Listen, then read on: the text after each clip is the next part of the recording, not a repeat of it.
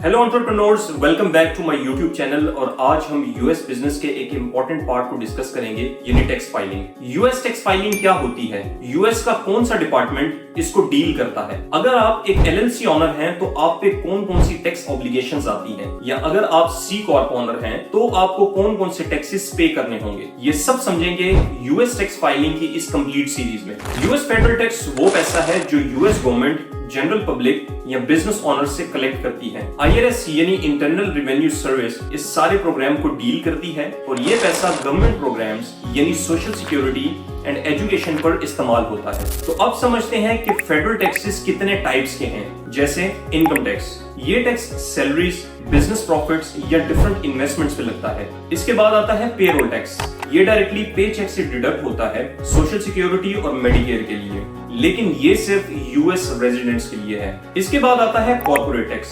अगर आपका business structure corporation है तो आपके प्रॉफिट पे कॉर्पोरेट टैक्स लगता है जो कि फ्लैट 21% होता है। इसी तरह कैपिटल गेन टैक्स, स्टॉक्स या प्रॉपर्टी बेचने पर आपको टैक्स पे करना होता है जिसे कैपिटल गेन टैक्स कहा जाता है। और लास्ट पर हमारे पास है ई-स्टेट या गिफ्ट टैक्स। इनहेरिटेंस पर जो टैक्स लगता है उसे ई-स्टेट टैक्स कहते हैं और जो गिफ्ट्स पर टैक्स लगता है उसे गिफ्ट टैक्स कहते हैं। इसके बाद हम समझेंगे how your tax is calculated. US tax progressive system पर बेस्ड है, यानी जितना पैसा कमाएंगे उतना ही आपको टैक्स पे करना होगा।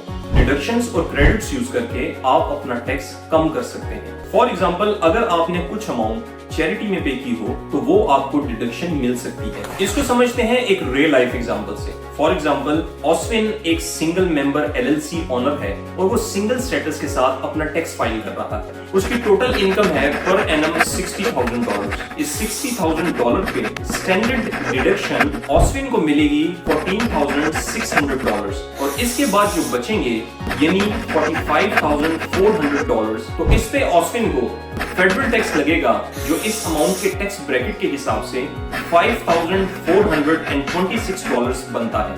अब अगर ऑस्विन चैरिटी भी करता है तो वो टैक्स डिडक्शन भी उसे जरूर मिलेगी, यानी $2,000 अगर चैरिटी उसने पिछले फिजिकल ईयर में की हो तो उसे टैक्स $43,400 पे लगेगा, $45,400 पर नहीं। अब उसका टोटल टैक्स उसके टैक्स ब्रैकेट के हिसाब से $5,002 बनेगा जो उसे आईआरएस को पे करना है। अगर आप चाहते हैं कि टैक्स डिडक्शन के टॉपिक पे एक कंप्लीट डिटेल्ड वीडियो में बनाऊं तो कमेंट बॉक्स में जरूर बताइएगा।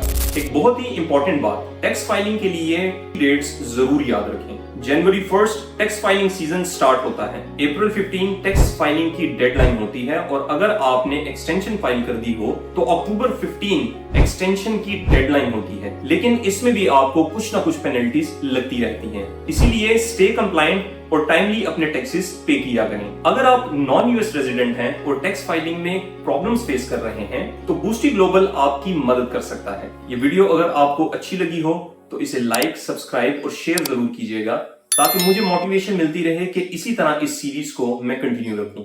Thank you.